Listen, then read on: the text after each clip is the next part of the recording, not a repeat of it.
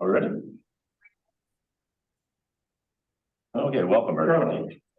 This is the May 8th Board of Directors meeting of LCA. And we're holding this in a virtual viewpoint from board members present in the boardroom as well as on Zoom and telephone. We'll do a roll call of board members present. All right, roll call. Brian Noggle. Here. Amir Famili. Here. Ted Lyons. Here. Linda Rosenfeld. Here. Norma Cusick. Here. Kevin Baker. Here. Jeff Morgan. Here. Sean Ziller. Here. Ramis. Here. All right, we have 9 board members. Okay, everybody. All right, the information for this board meeting was distributed in advance. Everybody should have received hard copy as well as email. And the information has also been available on the website. We did have an executive session at the conclusion of the last meeting in which no action was taken. We had an executive session prior to this meeting. Again, no action was taken, but we'll be talking about that topic later on. Yeah, to discuss legal matters with us. To discuss legal matters, yes, in both cases. Thank you. All right. Going to review the agenda and any need for further executive sessions. All right, I have no changes for today's agenda, and since we did the executive session earlier, I have no further need for executive session. All right, I'll move on to the April 24th, 2023 board meeting minutes. Approval of those minutes. I would like to make a motion to approve those board meeting minutes of April 24th. Thank you. No, second. Sean. Sean, second. We have a motion made and seconded about approval of the minutes from that meeting. Any questions? All in favor, say aye. Aye. Aye. Opposed? All right. At this point, we open up the floor to any public who have any comments or questions about items that are not on the agenda. Are there any comments or questions? No, thank you, Brian. No, thank you, Brian. Thank you, Jennifer and Brian. All right, moving on. We have action and discussion items under finance and administration. We have one topic. It is approval of a retention agreement with legal counsel and authorization to initiate PFAS litigation seeking approval. We'll do a roll call on this after the motion is made and seconded, but we need to hear what the motion is. My understanding is that the board would like to consider a motion to authorize the authority's CEO to execute with the Grant and Eisenhofer law firm a retention agreement substantially in the form provided to the board, with such incidental changes approved by the CEO in consultation with the solicitor, for Grant and Eisenhofer to represent the authority in its review of potential litigation related to PFAS compounds detected in the authority's water supply or impacts to its wastewater operations, with authorization for Grant and Eisenhofer to file such litigation against PFAS manufacturers and sellers or other responsible parties upon the approval of the CEO. Second. Well, no, that's I'm referring. All right, so motion made for that reading by Linda and seconded by Amir. Motion made and seconded. Are there any questions? I have one question. Do we expect to use any staff time concerning this motion?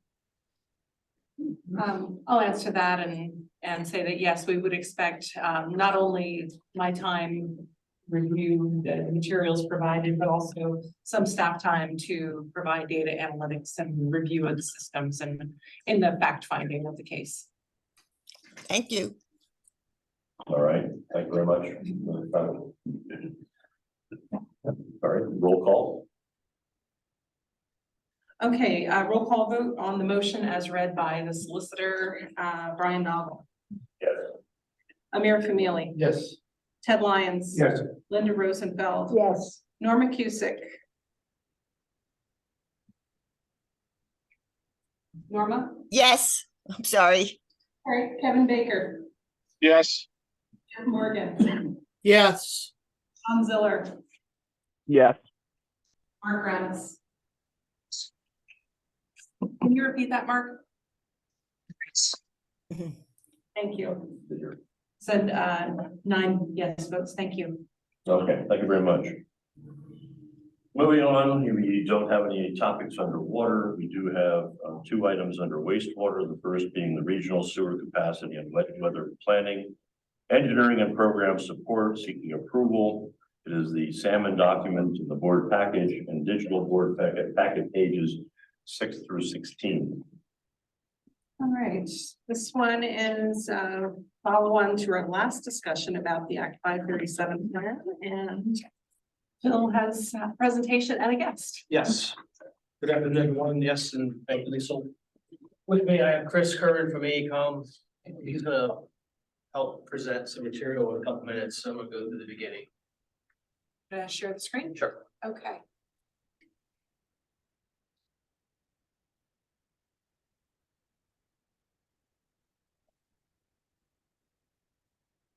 Take it away, gents. Yeah, thanks, Lisa. Yeah, as mentioned, we're gonna talk about, of course, Act 537 and AECom's role, continuing role with the support for the region. Just quickly, we're gonna talk about the 3-month look ahead as a recap from last meeting. We're gonna talk about what AECom has provided to date and what they're going to provide. Schedule, we'll get into the schedule, we'll get into the proposal, and then Chris is gonna talk about key focus areas for 2023, and then we'll leave some time for Q&A. Maybe it's hard to see in the room, but this is a slide from last month's board meeting. And I wanted to give you just some updates on what has happened in the past 2 weeks. Of course, the board authorized the final terms analysis by Arcadis last month or last board meeting. Today, we're talking about the AECom reauthorization. The DEP meeting is still a go for next Tuesday. And we did have a significant KISS meeting last Thursday. Just to give you an update of what has happened in the past 2 weeks. This slide is for the benefit of Sean and Mark. Just they weren't present on the board in the past. So again, in the 2013 to 2016 era, of course, was the EPA administrative order era. That started in 2007 and was finished in 2019. So for about 4 years, AECom assisted LCA in long-term sewer documents that were prepared and were essentially put on the shelf by DEP. The DEP told us to wait, and which AECom did.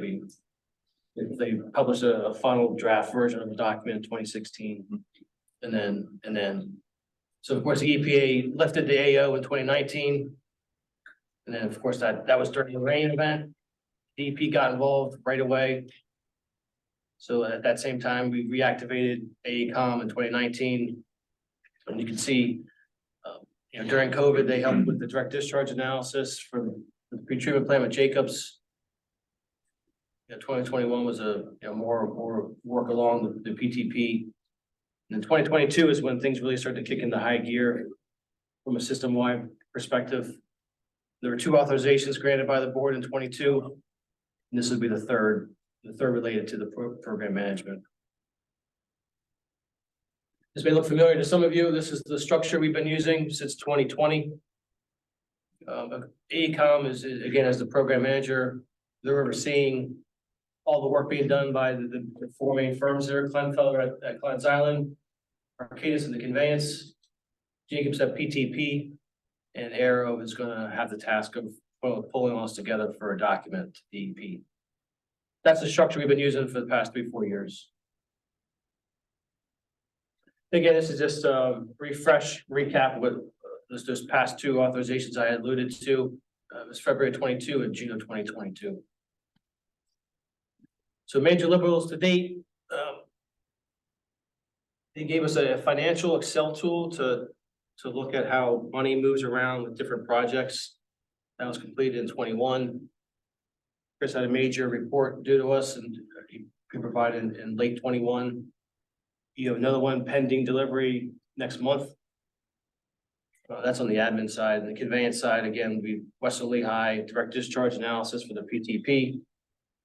And then Klein's Island, we talked about a couple of board meetings about the high rate treatment pilot that's currently on site. That showed up last week. DEP will be visiting that next week as well. AECOM was instrumental in pushing that forward. And they're evaluating something at Klein's Island, which Chris will get into at the main lift station. And then, of course, PTP, which again, Chris will get into more. So the proposal at hand, again, it's a reauthorization of their program manager role. I had listed there August of 2020. They weren't technically authorized to be the program manager at that time, but that's when we kicked off the whole PTP direct discharge analysis. So then there's a February and June of 22, like I alluded to earlier. So what's this? The objectives of this is to continue AECOM's role. Chris, we have probably 3 or 4 meetings a week, every week. So that it's nonstop collaboration with all those firms. The city of Allentown is included on these calls. So it's a continuation of what we've been doing. And then we'll talk about the separate tasks. Again, these services, we're saying through 2023, but I have a feeling they're going to last through into 2024. The one big deliverable inside this proposal is a tunnel feasibility study, which we're going to do shortly. But that's going to be due by Halloween, and we'll talk about the budgets in a bit. So there's 5 main tasks with Chris's proposal. Task A is at the top of the system at the PTP. We haven't talked about this much, but with the potential impact of shifting load around. So right now, of course, we have quite a bit of load at the top of the system at the PTP. So what happens if we start shifting load? When I say shift load, that means either bypass the PTP, take a couple industries and physically pipe them around the PTP and treat it at Klein's Island. So that's when I say load shift. But again, there's only so much Klein's Island can handle before improvements are needed there. So the point is, from a system perspective, is it cheaper to treat it at PTP or is it cheaper to treat it at Klein's Island? So that's task A. Task B, again, is wet weather analysis. It's been ongoing for the past couple of years. And then there's a model piece for Klein's Island, which Chris will talk about. Task C, again, is the tunnel concept from that 2-mile stretch near the water plant down to Klein's Island that needs a new, the existing infrastructure is too small. So there's not many options. It's either open cut with a new pipe or a variation of a tunnel. And task D again is overseeing all the Arcadis work. And then task E is just general meeting attendance. And the big thing we can't overlook there is the cost estimating. AECOM is going to be in charge of making sure all the estimates are in the same, quote unquote, apples to apples estimate level. So Chris, I'll turn it over to you, get some more technical details. Yep, appreciate that, Phil, and thank you for the opportunity to be back in today, speaking about our upcoming scope. I think it's been about a year since I was in last. So starting, as Phil mentioned, we have those different areas of focus throughout the rest of the year, and pretreatment plant is a significant area. Based on the recent findings with the master planning effort, there are significant costs identified to keep that facility up and running with the projected loads, and just based on the asset condition of the facilities there, being a 30-year-old facility. So some of the elements around our involvement will be looking to reduce the projected treatment costs at pretreatment plant, and that'll consist of evaluating, can we manage more of the high strength load, industrial load coming to that plant through the currently proposed anaerobic process at the facility, and see if we can optimize that, and maybe reduce some of the costs, with the balance of the treatment facility. And then also look, as Phil mentioned, shifting some of the organic load so it doesn't enter the pretreatment plant and just flows down to Klein's Island for management. And with that, would that reduce costs associated with the improvements there? So moving down the other area of focus being Klein's Island, one example is the main influent pump station. Through the preliminary screening of alternatives, it's been identified that there will be future pump station needs there to lift the flow, the wet weather flow into the facility. It varies depending on which scenario we're looking at. But a portion of that is improvements to the existing main influent pump station and auxiliary pump station. So as part of that, this spring, we've been working to do a model of that facility to see how that could be done most cost effectively, and can we reuse existing structures in lieu of constructing new. So this is just an example of some of the computer modeling that was done, looking at the ability to retrofit that using pretty advanced modeling with computational fluid dynamics.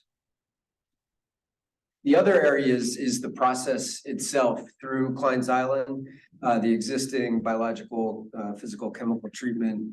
If we are to be shifting more organic load down to Klein's Island, as mentioned earlier, to help offset and reduce some of the costs of the pretreatment plant, we need to make sure that the Klein's Island facility can manage those additional flows. So fortunately, back in the earlier period, we developed a robust process model of the facility. So we've brought that back up, made sure that it's still an accurate representation of the plant, and now we can simulate, the impacts of sending that extra load down there. So we know that we're not going to create a problem down at Klein's Island with compliance as we look at different scenarios of sending more organic load there.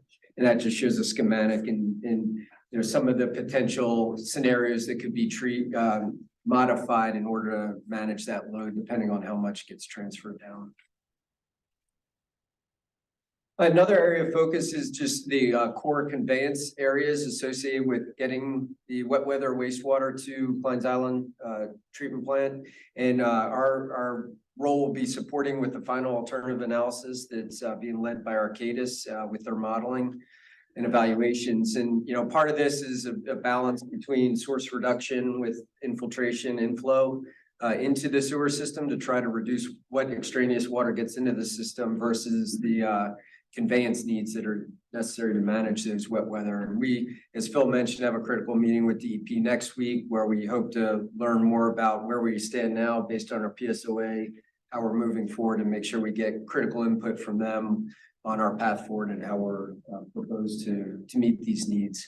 And another major finding with the preliminary screening of alternatives is there's a need in the Little Lehigh interceptor. So as those circled areas are the two kind of focus areas, but to the east there, closer to Klein's Island, there is a significant bottleneck, as Phil mentioned, within the Little Lehigh interceptor and along MLK Drive, which has a lot of challenges. I'll walk through that just about constructing there and adding this additional parallel main there to accommodate the flows. And then also up in the Western Lehigh portion, improvements there have been identified, and through the final alternative analysis, we'll be still evaluating gravity improvements, paralleling versus potential for bypass pump and force main around these troubled areas to see which is most cost effective life cycle wise.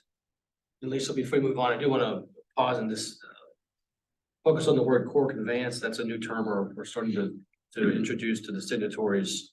So when we say core conveyance, we're talking about the backbone of the system basically from the PTP all the way to Klein's Island. So there's a section there that's not circled, which is known as the Allen-Tyler-Mayes interceptor. So basically from the PTP all the way down to Klein's Island is what we're calling the core conveyance. So again, there's two have been identified. There's in the Allen-Tyler-Mayes interceptor. There may need to be some paralleling there, but so when I say core, we're talking about the Martin Luther King area, and then we're talking about Western Lehigh area. So that's what makes up the core conveyance. So some of the upcoming deliverables associated with our work, it's in the four different categories that we've been talking about, but obviously there's a lot of ongoing coordination with the other consultants working on the program. Evaluation of the final screening of alternatives to look at what's the most optimal long-term Continuation of refining of the wet weather scenarios, as mentioned, there's a pilot on site now looking at high rate treatment. You know, how does that compare with a concept of paralleling treatment through the facility? So that's still being evaluated, the timing of that. The micro tunneling conceptual evaluation report, I'll talk a little bit more about that. Continuing to vet different technical evaluations, process modeling, evaluation, technical memos, a continuation of the permitting support with DEP and DRBC. Each scenario has a little different impact with what may come from regulatory requirements. We're also going to be conducting a risk register workshop, which is a concept with larger programs where we identify a lot of the risks inherent in the project and get input from stakeholders and keep that register throughout the remaining balance of the project till implementation. So as the risks are identified, we can have means to try to reduce those risks and make sure that it's you know, being paid attention to as we move from planning into design into construction. What would be an example of a risk here? Like underground uncertainty with utilities could really drive, especially like in a tunnel type scenario where you're underground. If you hit different geologic conditions or utilities conflicting, that can really change the dynamic of the pricing out in the field at that time. So if we can identify those risks, do mitigating measures up front, then you reduce that exposure. You know, Phil mentioned the opinions of probable construction costs. That's a very important task, just making sure we have a good framework for decision making, scheduling. Mentioned before also, what are the implications with you know, the revenue tool that was developed just on different scenarios of how this will be paid for and covered long term. And then, you know, documentation of a lot of these different tasks mentioned here. Chris, when you're talking about stakeholders, who are you talking about? There would be, you know, we would get input from different consultants involved with it, LCA, the city, or the primary ones, but we would definitely have, you know, public interests, traffic interests. You know, some of the scenarios are going to have a lot more impact on, you know, traffic, for instance, along MLK. And then there's, you know, other stakeholders that, you know, we'll be doing it more internally here with, you know, Allentown and LCA, but there'll be stakeholders such as DEP, DRBC, you know, from different environmental permitting perspectives as well. I was thinking also of the township supervisors or others that can make life interesting for us, I guess. Yeah. Try to find out their concerns up front. No, I don't think that we've passed a at this point with handling public communications. That would really be more staff role or, you know, putting that plan together and how we go out with public communication. Okay. Yeah, which I'm sure ACOM will participate in, but yeah. So now we're just going to focus a little and talk a little bit about the, you know, large interceptor constructability considerations, and this is especially down in that section closest to Klein's Island. So some of the considerations, that, you know, construction challenges, you know, with the large interceptor construction, you know, there's major dewatering just to, you know, with an open cut scenario to manage during construction, the depths, rock that'll be encountered, as well as utilities and multiple stream crossings as we get closer to Klein's Island. And then the permitting around that, you know, sensitive stream corridors. Unfortunately, a lot of our utility sewer gravity systems are located along waterways, wetlands, so that we have to be aware of that, as well as other historic considerations, cultural, that needs to be identified early on just to make sure that that can be all managed properly. Easements will be important too, just to make sure there's available land for construction. And then, you know, community drivers is going to be real critical, just with impact to recreational corridors, the parkways in Allentown, and traffic considerations, of course. So when we talk about the Little Lehigh Interceptor portion of the core conveyance area, the MLK Interceptor, Little Lehigh, we kind of used it interchangeably, but Little Lehigh Interceptor, based on the modeling now, that could be in the range of 48 to 60-inch diameter new asset that will need to be there paralleling the existing trunk lines that are located there. So this corridor is, heavily traveled, MLK. There's a lot of utilities present, a lot of other considerations that is warranting a look at what are our available construction approaches to install this pipe down here. I have a question. There's the bridge at Lehigh Street, Lehigh and MLK. If that bridge isn't done and you're gonna disrupt traffic along MLK, there's no place to turn off. To get traffic off. I think the scheduling should probably be okay with that bridge will be by the time the work will progress down Because it here. was supposed to have been done before, that's, I think it's supposed to be done by the end of this year. oh, okay. Yeah, because there's some shared costs with us with some utility relocation with PennDOT. I just remember, I think it was supposed to be done last year. Yeah, it's been seeming like forever. Yeah, realistically, we're talking. It's 2023 now, we're talking 2030. Oh, okay. Yeah. 2030, before major stuff is moving. There was some discussion about rail trail, being able to utilize that and sort of something that we could do, that we could partner with somebody for using that corridor later on for rail trail traffic. Yeah, I'll take it, Public traffic. Yeah, it's the city, the LC and the city are collaborating with that. They're planning to proceed with I think a later version of the trail on the other side of the creek in that area. So yes, the coordination is going to need to be involved with that. It'd be a good opportunity. I have a question. How good are the as-built drawings that you all deal with in terms of utilities and prior utilities and stuff? You ever get some better bad surprises or?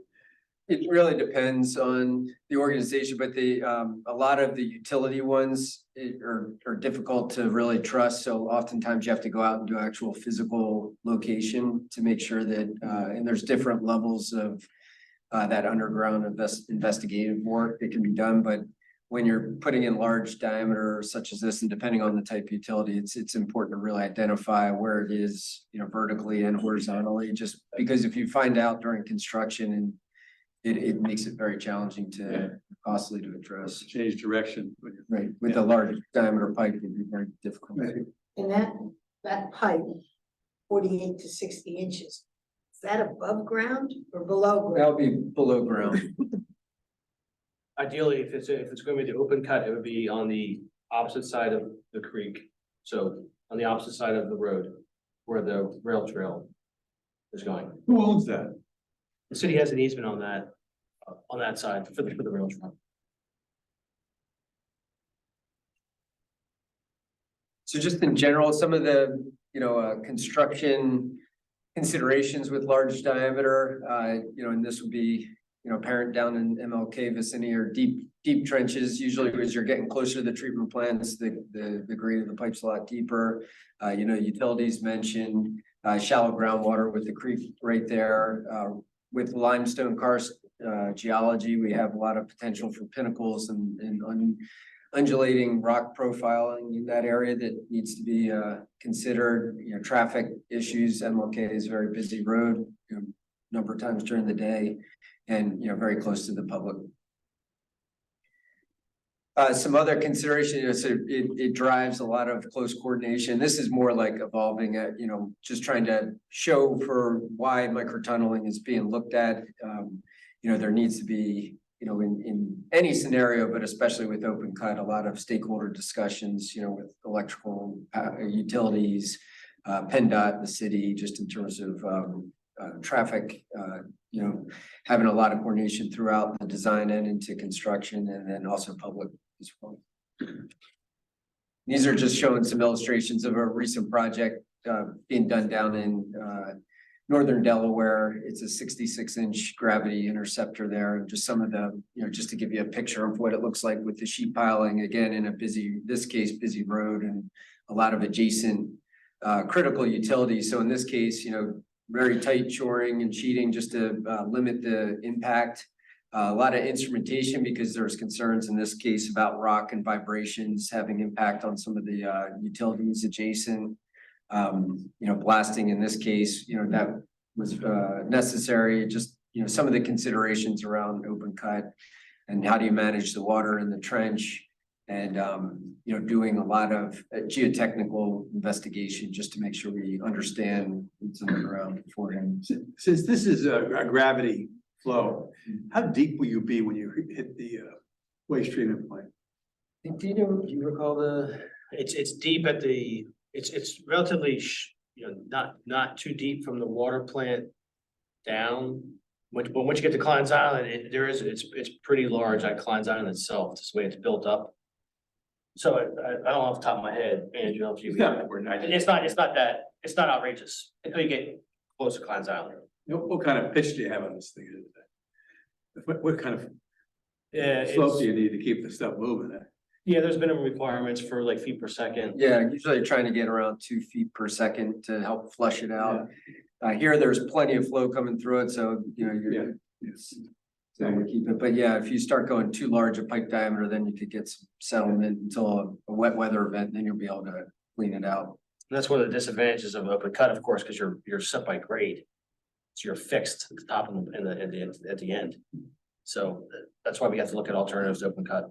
You're looking at pressurized as well, not just gravity. Yeah, there's a potential, if it all shakes out, we could just, if we would do the PTP force main, we could just extend that force main along that same corridor to Klein's Island. That's a potential, yes. And so just, the term tunneling, micro tunneling, there are a couple different approaches. This is just very high level, post feasibility study, we can have a much more just detailed discussion on the different approaches. But there's traditional tunneling where you have the equipment within the tunnel itself. These are usually a lot larger diameter, maybe where you're doing storage within the tunnel as well. And you have a rail system that moves along with it as you mine out the soil or rock as you're advancing. You'll cart that and remove it from the tunnel.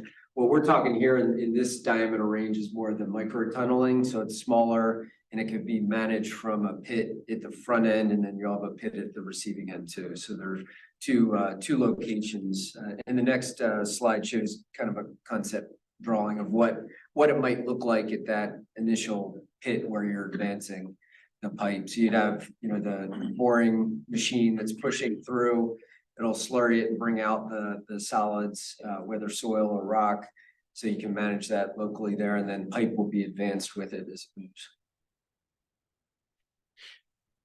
So as far as the actual feasibility scope for the tunnel investigation, on the right there is just a map of all the karst sinkhole surface depressions identified in this is the greater Allentown towards the west area. The blue dots are the gravity interceptor main trunk line, the core conveyance there we were talking about. You might be able to make it out in the pink, but it just shows there's a lot of karst geology depressions and sinkholes that have been observed throughout. So as far as the scope, there'll be a lot of background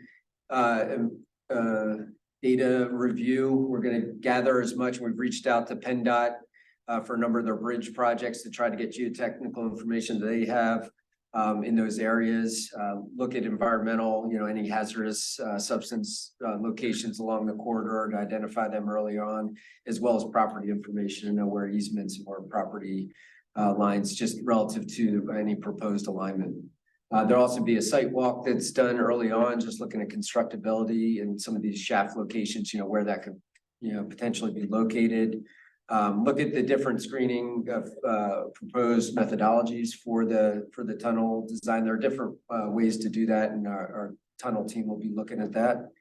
I mentioned earlier about the receiving and jacking pit location, but also staging areas, things like that, just to make sure overall it's a feasible approach for it.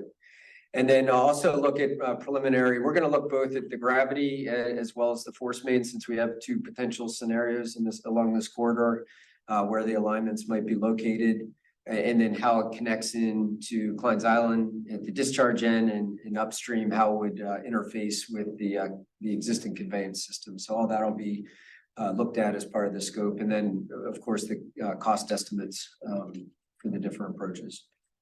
There's a question about the removal of material and the tunneling, and are there restrictions on the disposal or use of that material that's being thrown out from underneath?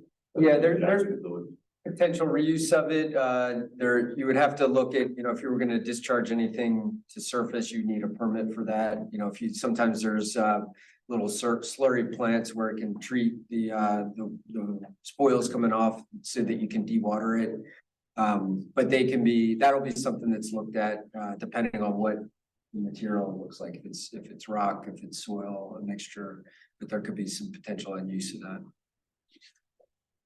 That corridor that you're going along the creek there has had some industrial activity that I'd be worried about or Right. concerned about. And I think with the open cut where you're gonna have more material being pulled out since you're excavating all the way down, that box, you might be more susceptible to that. So that's one of the concerns. Whereas the microtunnel, since we're digging down the pit and then just advancing the pipe diameter a little bit larger, it'll be a smaller volume potentially, so.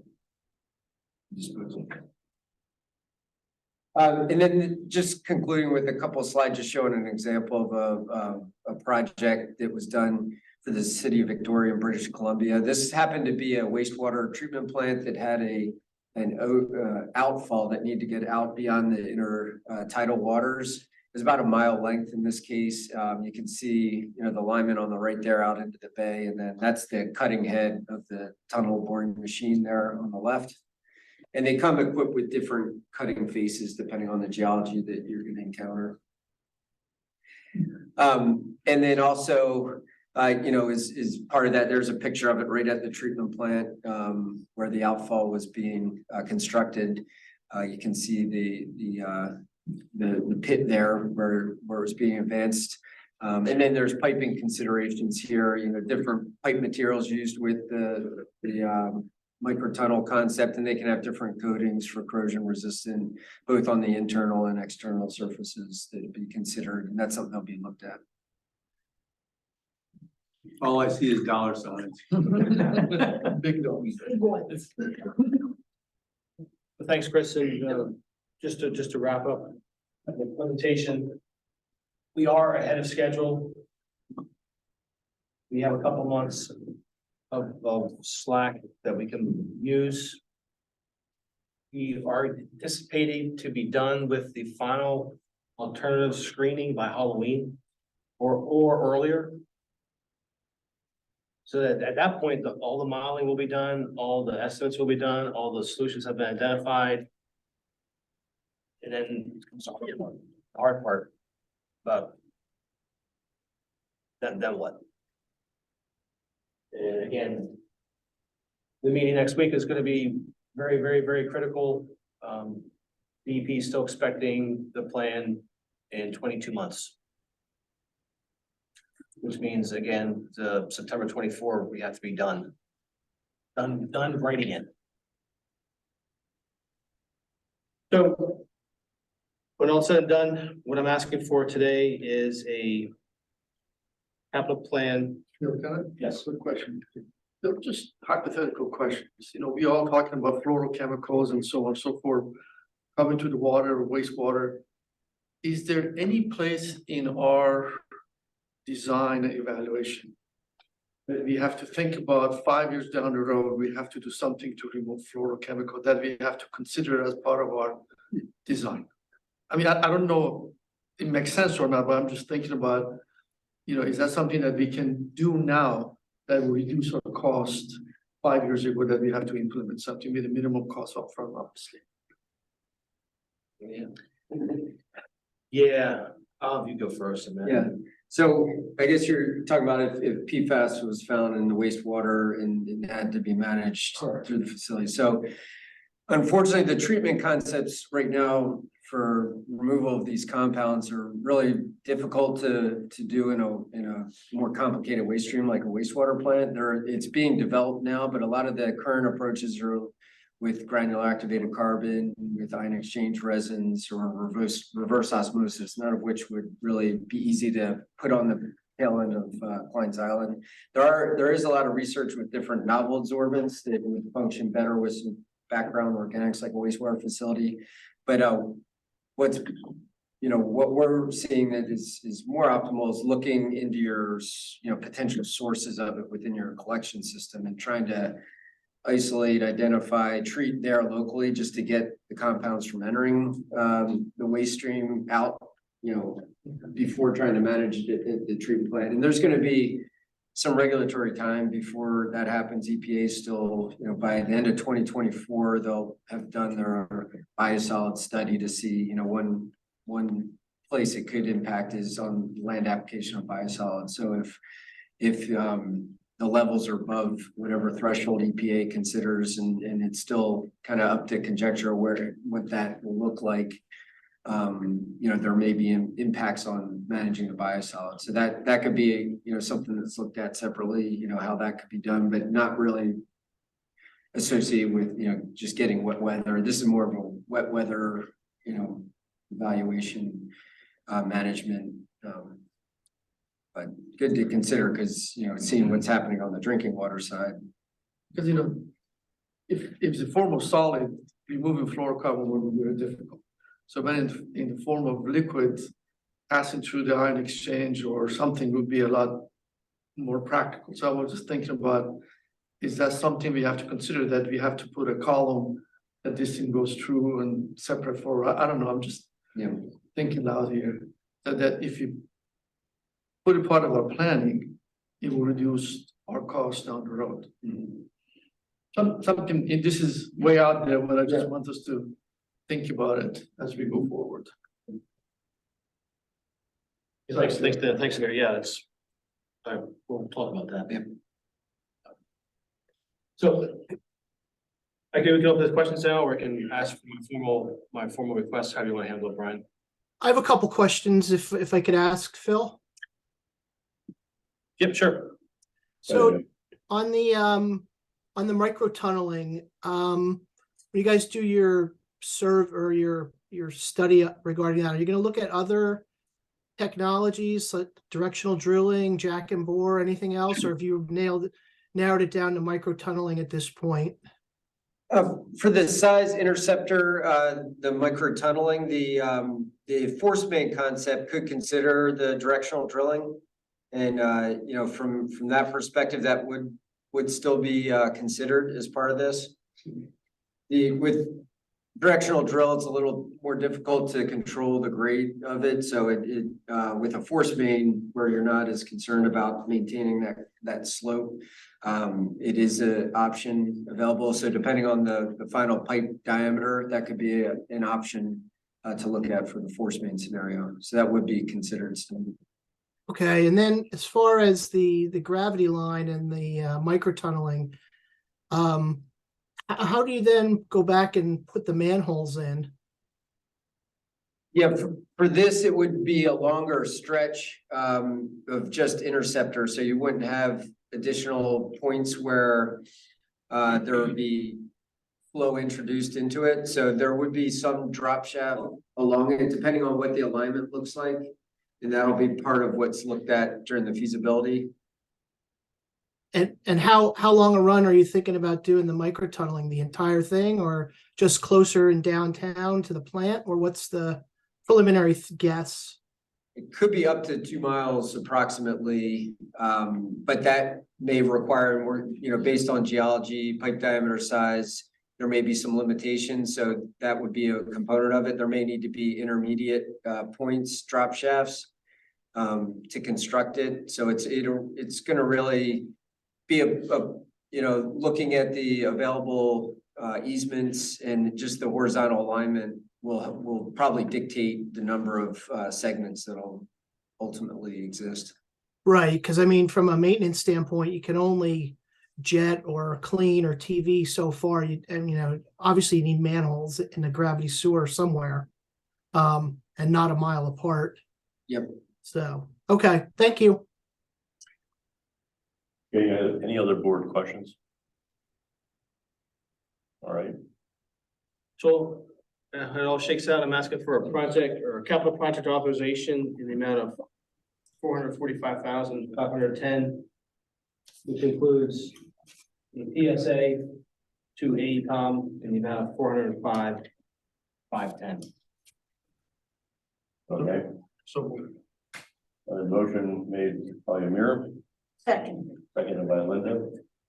For the capital project authorization, Regional Act 537 plan. Program management planning phase, a total of $445,510 that include professional services authorization to ACOM for Regional Act 537 plan program management continuation. 2023 amendment for a total of $405,510. Any questions? What's the $10 for? that's what a copy. You want the copy? That's what a They copy. round it up. Okay, so motion made and seconded. Any other questions? All right, all in favor, say aye. Aye. Aye. Any opposed? I haven't, thank you very much. Chris and, Thank you. Telling you to do that.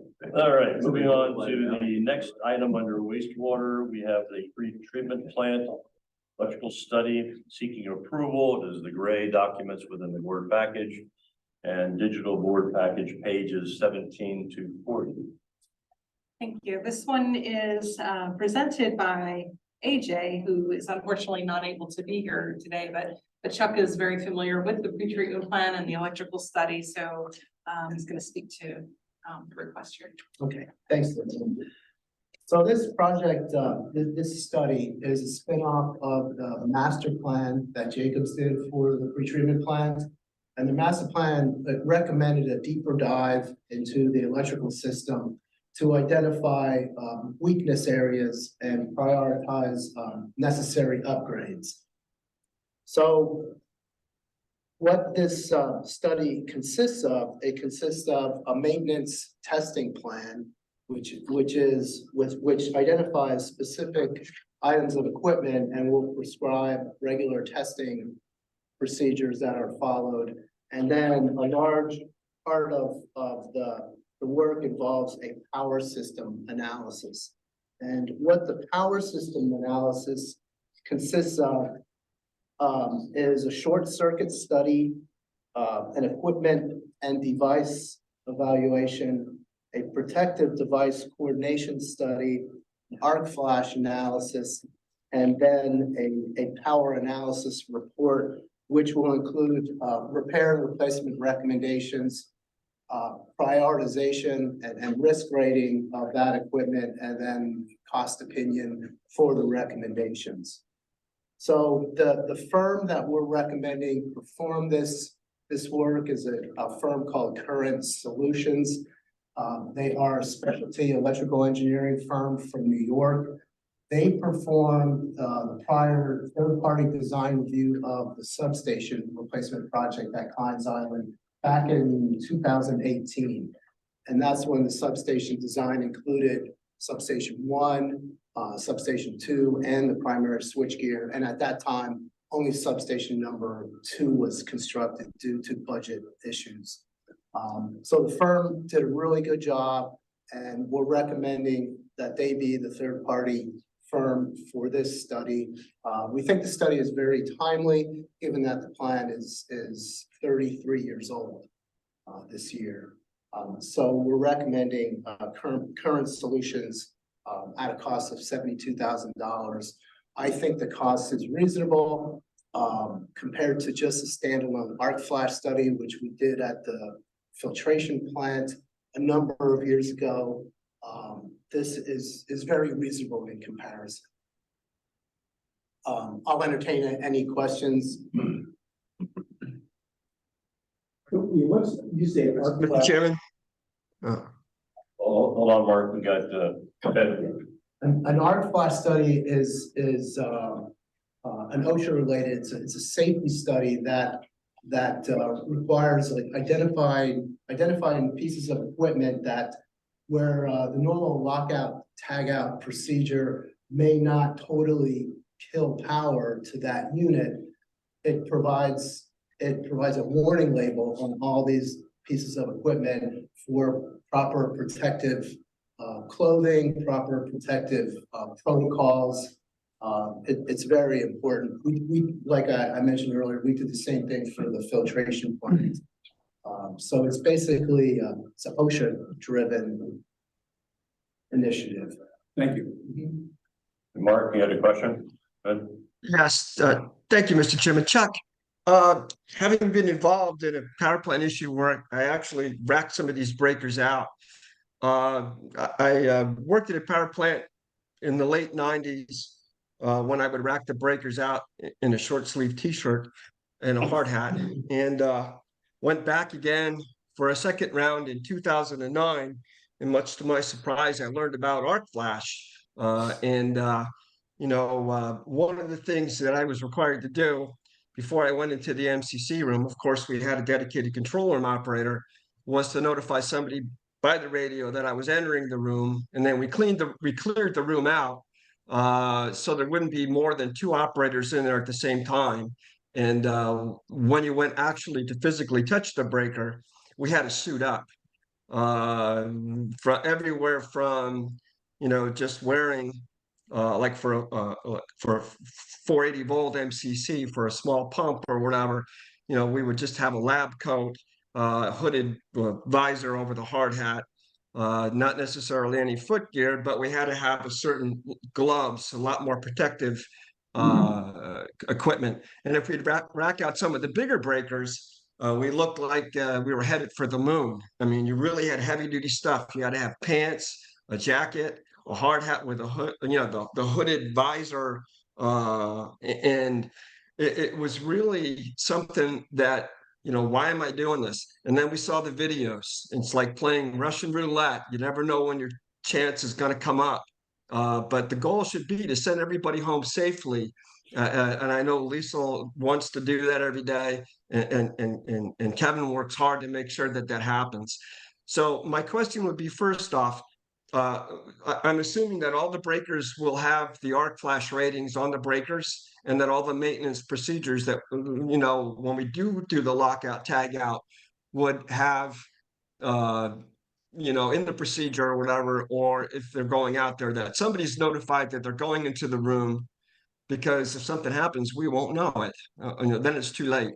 The other thing is, if there's a dedicated cabinet for this safety gear that we'll need for the arc flash rating in that MCC center. So they shouldn't be missing. And also that the equipment is sized properly to the operators, because if something is too tight to put on, like the pants or whatever it is, they're not going to wear it, and they're just going to take the shortcut. So that would be my question. Do we have dedicated equipment? Are the operators trained by looking at the OSHA recommendation videos on arc flash training, so they're aware of the dangers? And even if they have uniforms, we weren't allowed to take our uniforms home and wash them individually because of the fire. The chemicals that they would treat them with were like for fire protection on our issued uniforms. So I don't know if, Chuck, if you and Kevin and Lisa would get together to make sure that all those safety concerns are addressed, because especially if we have long-term operators that are used to doing things one way, and then they're more apt to take shortcuts, especially if they're doing something in the middle of the night and they're by themselves. Communication is always the key, but making sure that our operators understand that they're taking all the extra time, and it could take as much as maybe 10-15 minutes to put this gear on and put it on right. And to make sure that it's there for them in the cabinets, that it doesn't disappear. Long handled things to rack out the breakers, some things like 4 feet, 3.5 feet, that aids in the distance.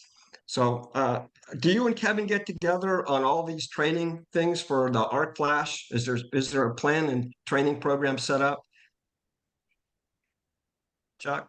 I do not personally, Mark. That the scope of the work and the proposal is developing and affixing labels to all those cabinets, all those pieces of equipment with warnings and instructions. As far as the personal protective equipment, that's a bit beyond the scope, and we'll have to meet with our contract operator, Jacobs, at the conclusion of this work and identify what they need to do what precautions and what equipment they need to procure, because I'm not aware of what all they have right now.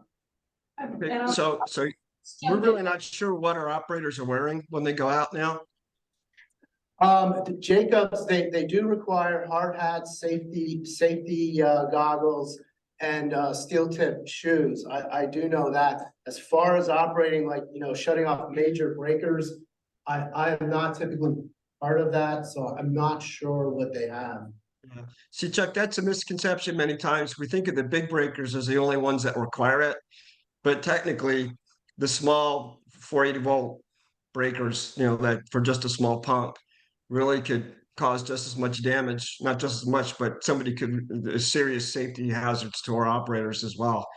So, Yeah, I all right, appreciate I your don't concern want to on belabor that. the point, but thank you, Chuck. Sure. Hey, Chuck, it's Jeff. Just two things. Just following up on what Mark said. I know a lot of places, when it comes to that electrical gear, sometimes the operators don't even touch it. They call in an outside contractor, and then the contractor does that work and they follow their own safety procedures. It's not like your regular day-to-day operator. So I don't know how it works at the pretreatment plant, but I know a lot of other places where, especially if you're not an electrician or whatever, you're not even allowed to touch any of that stuff as a plant operator, wastewater or water. So it is very varied across the industry. So just a comment, a very good question by Mark. My other question was, did the cost of the proposal include the testing, or will that be done by an electrical contractor or like some sub to this engineering firm? Yeah, that's a good question, Jeff, and actually your first concern, I was going to let you know that the pretreatment plant, Jacobs, they hire a firm, they're called Reuter Haney. They're now called CE Power. They operate like all the substation, like maintenance stuff, and all the big power stuff there is operated by that subcontractor of Jacobs. So the testing operations themselves, they will be performed by that firm, CE Power, under Jacobs contract. Okay, thank you. And I would assume, you know, being an electrical testing firm, that they would have all the personal protective equipment. All right, thank you. Any other questions from the board? Do we need a follow-up, a discussion on the safety procedures for the electrical, or is that? I think it's a good discussion. I think it's someone outside the scope of what we plan to talk about today, but certainly with the operational leadership we have in the room and the safety program, we could certainly prepare a presentation on that as something the board wanted to know more about. It's really your discretion. I know that we do have extensive safety programs around our flash. We have dedicated electricians who are provided with the appropriate safety gear, but that's about as far in terms of details. We usually have a presentation on safety at some point in time throughout the year. Yeah, we haven't done one in a while, so It's been a while. it's a good thing to put on the calendar. Well, one of the things at least was tracking is that in Pennsylvania, there's just been votes in the General Assembly to make OSHA applicable to governmental entities in the state, which had not been the case. You could aspire to that, but it's going to be, maybe it's critical law, could actually have to comply with that. It could be subject to audit or, audit liability, so.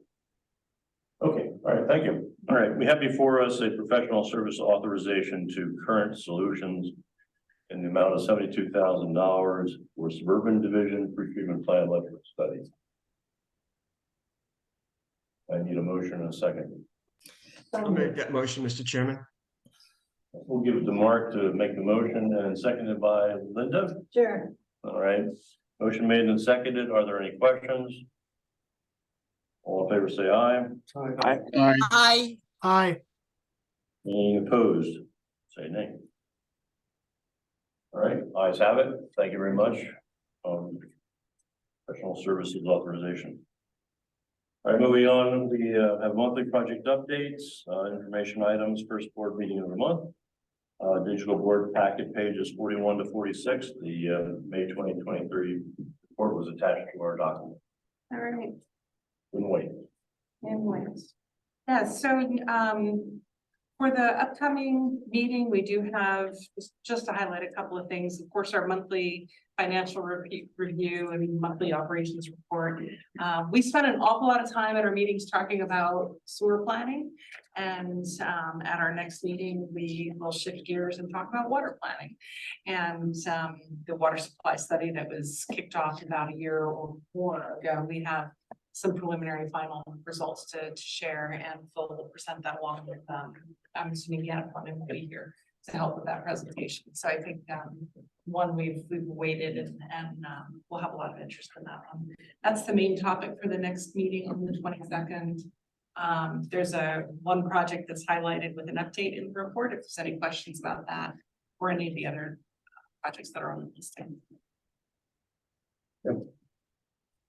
Any questions? All right, none. Staff comments, We have nothing additional. Okay. solicitor comments, No comments, thank you. any public comments on any topic whatsoever? No, thanks, Brian. Yep, no comments. Thank you. Comments by board members? Okay, none. So at this point in time, this meeting is adjourned. Thank you very much, everybody, for the presentation. Thank you.